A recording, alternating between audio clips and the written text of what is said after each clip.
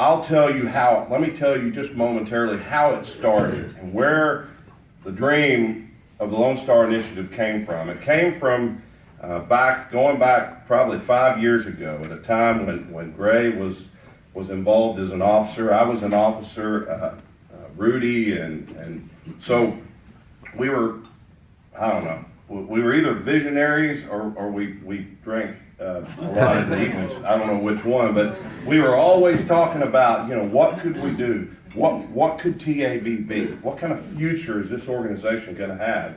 And I got to give kudos to Dan Cahalan, who at the time was, worked for TAB. I know many of y'all know Dan. And every time we would start to feel good about ourselves, he would say, yeah, but in Oklahoma, or in Louisiana, 50% of businesses are involved. And so he kept kind of giving us that nudge and making us realize that 1% of our businesses in Texas being involved is not enough. And if we're going to get done what we feel like we need to get done, we've got to find a better way to do it. And so I think that's kind of how the Lone Star Initiative was really began. And in the course of that strategic process of looking internally at ourselves, I'll never forget, we surveyed our members and said, and this was when I was state chair, we surveyed the members and said, what is the most important issue to you as a TAB member? And when we got the results, the number one issue wasn't even a state issue.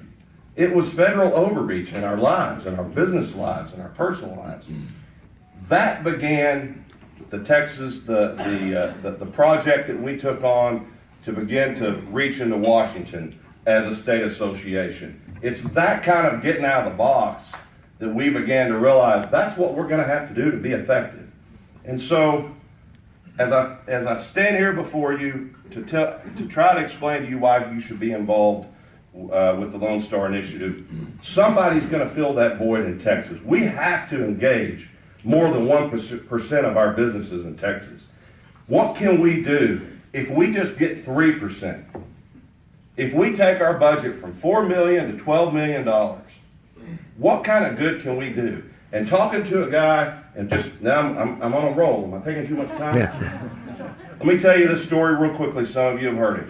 Had it not been for the Texas Association of Business and the work they did in workers' comp reform around 1990, my family business would not have made it to 1993 when I took it over.